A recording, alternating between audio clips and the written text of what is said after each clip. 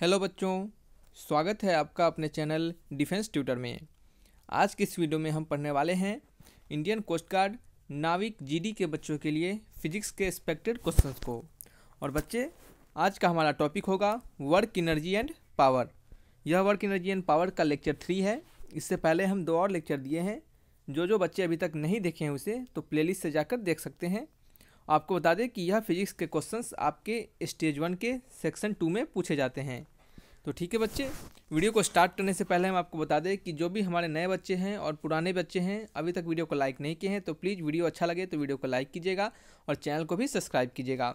बच्चे, आपको बता दें कि हम अपने हर एक क्वेश्चन से आप हमारे हर एक वीडियो को पूरा कंप्लीटली वॉच कीजिएगा, क्योंकि हम आपको हर एक वीडियो में क्वेश्चंस के साथ कंसेप्ट सिखाते हैं और वह कंसेप्ट आपको एग्जामिनेशन में काम आएगा। देखिए बच्चे, ऐसा नहीं होता है बिल्कुल कि आपको सेम टू सेम क्वेश्चंस आ जाएगा।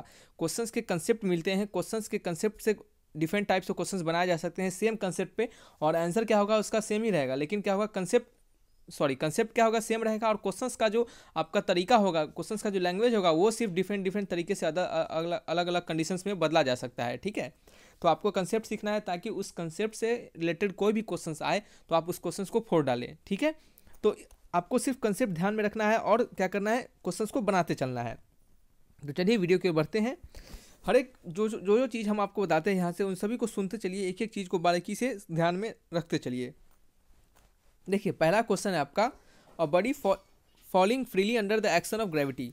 एक बॉडी जो है वो क्या हो रहा है, फ्रीली फॉल कर रहा है कहाँ पे, under the action of gravity, यानी ग्रेविटी के। अब कोई बॉडी स्वाभाविक है कि फ्रीली फॉल करेगा तो वो तो ग्रेविटी के अगेंस्ट ही फॉल करेगा ना, वो तो उसमें तो बिना ग्रेविटी के कुछ ऐसा हो ही नहीं सकता कि ग्रेविटी नहीं रहे। लेकिन यहाँ पे क्या कहा जा रहा है आपको कि a body freely falling under gravity alone in vacuum, which of the following remains constant during the fall. लेकिन जो बॉडी फॉल कर रहा है तो ये बॉडी जो है आपका, इसका है एरिया पूरा क्या है आपका, वैक्यूम है। वैक्यूम यानी समझ रहे हैं, वहाँ पे कोई आपका एयर प्रेजेंट नहीं है, कोई एटमॉस्फेयर प्रेजेंट नहीं है, यानी कोई एयर यहाँ पे नहीं है। तो कभी भी आपके वैक्यूम में अगर एयर नहीं है तो एयर रेसिस्टेंस क्या वहाँ पे होगा, एयर रेसिस्टेंस नॉट क्या होगा, एयर रेसिस्टेंस इक्वल टू 0, यानी कोई एयर रेसिस्टेंस नहीं होगा, वैक्यूम में कोई एयर रेसिस्टेंस नहीं होगा।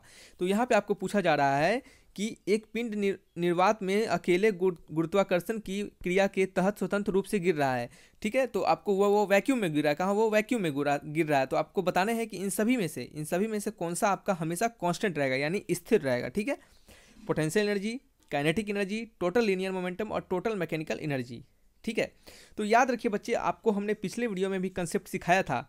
किस कंसेप्ट के बारे में हम बात कर रहे हैं आपको, तो याद दिलवा दे आपको कि हमेशा हमने आपको कहा है कि बॉडी अगर ऊपर से नीचे गिरता है तो फर्स्ट ऑफ ऑल आपका बॉडी अगर ऊपर से नीचे गिरता है तो यहाँ पे बॉडी के बाद पोटेंशियल एनर्जी क्या होता है, समथिंग पी होता है, लेकिन काइनेटिक एनर्जी क्या होता है, 0 हो जाता है। ठीक है, क्या होता है, 0 हो जाता है। लेकिन जब बॉडी नीचे आता है तो ये पोटेंशियल एनर्जी, मान लीजिए ये सतह पे बॉडी जब आ गया हमारा, तो यहाँ पे पोटेंशियल एनर्जी 0 हो जाता है और काइनेटिक एनर्जी क्या होता है, समथिंग कुछ आ जाता है। ठीक है, क्योंकि यहाँ पे उसके पास कुछ वेलोसिटी आ जाता है। तो इस क्वेश्चंस में भी आपको यही कहा जा रहा है कि आपको बताना है कि कौन से कंडीशंस में हमारा इसमें से कौन से ऐसे ऑप्शंस है जिसमें उसका हमारा वैल्यू क्या होगा, कांस्टेंट होगा, कौन से ऐसे ऑप्शन है जिसका वैल्यू हमारा कांस्टेंट रहेगा। ठीक है, तो याद रखिए बच्चे, आपका टोटल मैकेनिकल एनर्जी हमेशा कांस्टेंट रहेगा। अब कैसे कांस्टेंट रहेगा इसको थोड़ा समझा दे कि आपके यहाँ पे सिंपल कहा जा रहा है कि वैक्यूम है, यानी कोई एयर रेसिस्टेंस नहीं है, तो जितना एनर्जी ऊपर ये जो आपका पोटेंशियल एनर्जी होगा वही पोटेंशियल एनर्जी पूरा काइनेटिक एनर्जी में कन्वर्ट हो जाएगा और उसमें उस एनर्जी का कोई लॉस नहीं होगा। एयर रेसिस्टेंस रहेगा तभी तो कुछ लॉस होगा।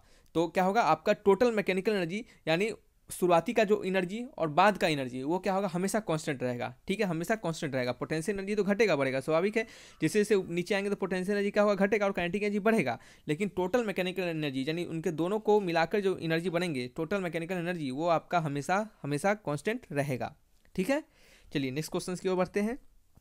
कोई प्रॉब्लम होगा इस क्वेश्चन में तो हमें बताइएगा, वैसे कोई प्रॉब्लम नहीं होना चाहिए, हमने पूरा क्रिस्टल क्लियर करके आपको समझाया है।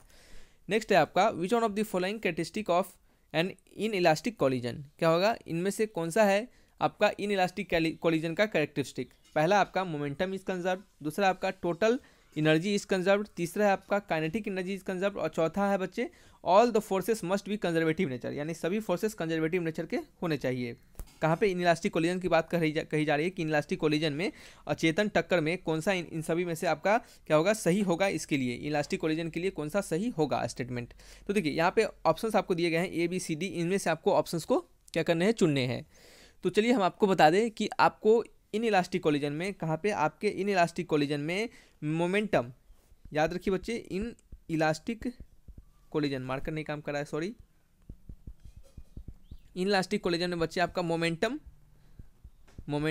और क्या बच्चे, आपका टोटल एनर्जी, क्या होता है, टोटल एनर्जी। याद रखिए कि इन इलास्टिक कोलिजन में मोमेंटम और टोटल एनर्जी क्या होते हैं बच्चे, आपके कंजर्व रहते हैं, लेकिन आपके काइनेटिक एनर्जी क्या होते हैं, काइनेटिक एनर्जी नॉट कंजर्व, यानी काइनेटिक एनर्जी आपके कंजर्व नहीं होते हैं।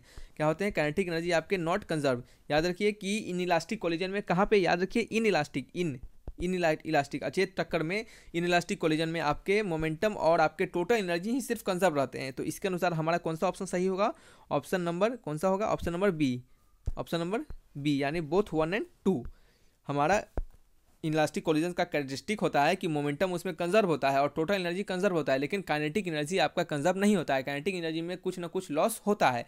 लेकिन वहीं पर अगर हम बात करेंगे इलास्टिक कोलिजन की, ELASTIC, इलास्टिक कोलिजन की जहाँ तक हम बात करें तो इलास्टिक कोलिजन में आपका बच्चे याद रखिए मोमेंटम ये भी क्या होता है, कंजर्व रहता है, और आपका और कंजर्व और कांस्टेंट भी कह सकते हैं, कंजर्व रहता है, और आपका ये जो आपके काइनेटिक एनर्जी होते हैं ये भी आपके क्या होते हैं, आपके कंजर्व होते हैं।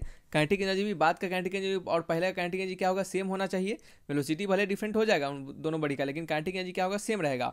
देखिए, तो आपको इलास्टिक कोलिजन में काइनेटिक एनर्जी और पोटेंशियल एनर्जी क्या होते हैं, सेम रहते हैं, और इस दोनों के कारण टोटल एनर्जी भी तो कंजर्व ही रहेगा। क्या होगा, टोटल एनर्जी भी कंजर्व रहेगा। लेकिन यहाँ पे इन इलास्टिक कोलिजन में मोमेंटम कंजर्व होते हैं, टोटल एनर्जी कंजर्व होते हैं, लेकिन काइनेटिक एनर्जी कंजर्व नहीं होते हैं। तो देखिए यहाँ पे क्या होता है, आप सोच रहे होंगे कि काइनेटिक एनर्जी जब कंजर्व होंगे ही नहीं तो फिर टोटल एनर्जी कैसे कंजर्व होगा। तो उसको क्या होता है बच्चे, वो क्या करता है, आपस में मेंटेन करता है पोटेंशियल एनर्जी, सॉरी आपस में क्या करता है, उसके मेंटेन होते हैं मोमेंटम, ताकि क्या हो, एक का वेलोसिटी जो होता है वो मेंटेन करता है एक दूसरे को। उससे क्या होता है, आपका टोटल एनर्जी, इनिशियली एनर्जी और फाइनल एनर्जी दोनों क्या होता है, सेम हो जाता है।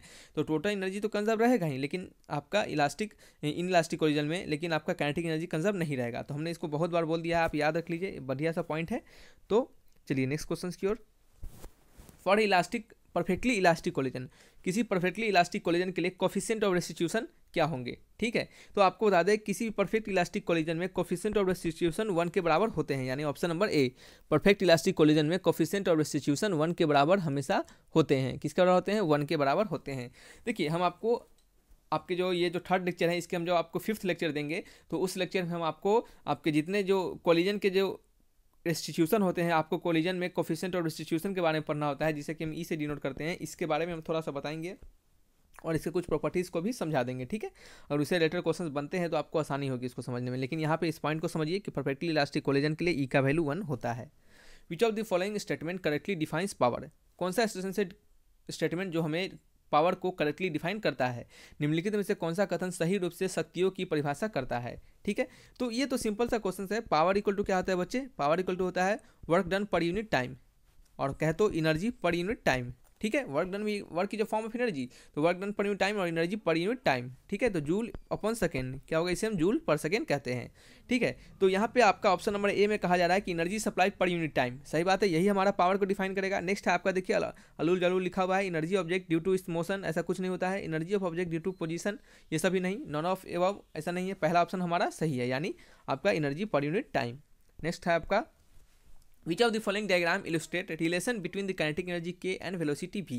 देखिए, आपके ये जो क्वेश्चंस हैं, आपको ये क्वेश्चंस एग्जामिनेशन में शायद आपके ग्राफिकल क्वेश्चंस पूछे जाते हैं, लेकिन थोड़ा सा कम पूछे जाते हैं। तो हम आपको बता दें कि इस ग्राफ से आपको ना, ये ग्राफ आपको मैथ्स में भी काम आते हैं और आपको बच्चे कंसेप्ट सीखने में भी काम आता है, क्योंकि इस ग्राफ को सीखते हैं तो आपको कंसेप्ट अच्छे से समझ में आएगा। आपको पूछा जा रहा है कि काइनेटिक एनर्जी और उसके वेलोसिटी में कैसे ग्राफ होते हैं। तो काइनेटिक एनर्जी और उसके वेलोसिटी में सबसे पहले तो रिलेशन आपको पता होना चाहिए। काइनेटिक एनर्जी इक्वल टू होता है हाफ ऑफ mv², ठीक है। काइनेटिक एनर्जी को यहाँ पे k से लिखा गया है और v को क्या लिखा गया है, कैपिटल V से लिखा गया है। तो आपको किसके बीच बताने हैं रिलेशन, k और v के बीच। तो आपको k को k रहने देंगे और इस पूरे को क्या करते हैं, हाफ ऑफ m क्या है, कॉन्स्टेंट क्वांटिटी है, मास तो चेंज होगा नहीं, तो half of k into v, के सी इंटू वी², क्या के इक्वल टू सी इंटू वी²। और ये किसका आपका होगा ग्राफ, ये आपका एक कह सकते हैं आप पैराबोला का ग्राफ हो सकता है। जैसे देखिए, आप v² इक्वल टू के अपॉन सी लिखिए, तो ये क्या पैराबोला ग्राफ होगा ना। जैसे y² इक्वल टू 4a चलिए यहाँ पे ये वाई स्क्वायर पे नहीं मैच करेगा, ये पक्का मैच करेगा किस पे, x square equal to 4ay पे। और x square equal to 4ay को हम कैसे प्लॉट करते हैं, इस तरह से प्लॉट करते हैं। ठीक है, तो आपको पूछ रहे होंगे बच्चे, ये भी बच्चे सोच रहे होंगे कि इस तरह से प्लॉट तो करते हैं, लेकिन हमारा इसके अनुसार तो ऐसा कोई ऑप्शन है नहीं। लेकिन ऑप्शन नंबर 1 करेक्ट है। कैसे करेक्ट होता है, तो इस आपके ग्राफ में इस ये ई है और ये आपका वी है, क्या है, ये के है, सॉरी ये के है और आपका वी है, तो इस ग्राफ में ये नहीं पोर्शन होगा। क्यों पोर्शन नहीं होगा, क्योंकि काइनेटिक एनर्जी कभी निगेटिव नहीं होता है आपका, kinetic energy is never be negative. तो काइनेटिक एनर्जी आपका निगेटिव नहीं होता है, तो क्या होगा, वेलोसिटी जो होगा हमेशा वेलोसिटी का वैल्यू डालिएगा, काइनेटिक एनर्जी हमेशा पॉजिटिव आएगा। तो इसके पीछे का ग्राफ को नहीं दिया गया हुआ है, ठीक है, पीछे ग्राफ को नहीं दिया गया है, उससे कोई मतलब नहीं है, लेकिन ग्राफ जो है आपका उसे समझना है कि ग्राफ जो होगा जब भी होगा हमारा इसी टाइप से होगा, क्या होगा, इसी टाइप से होगा। ठीक है, समझ में आ रहा है आपको। तो चलिए ये क्या था बच्चे, ऑप्शन नंबर ए इसके रिगार्डिंग सही था। तो अपने स्कोर को आप हमें ज़रूर बताइएगा। ये 5 क्वेश्चंस आपके लिए थे, हमने यहाँ से आपको बहुत सारे कंसेप्ट को सिखाने की कोशिश की है। अगर आपको अच्छा लगा होगा तो वीडियो को लाइक कीजिएगा, चैनल को जरूर सब्सक्राइब कीजिएगा। Thanks for watching my video. तब तक के लिए बाय बाय।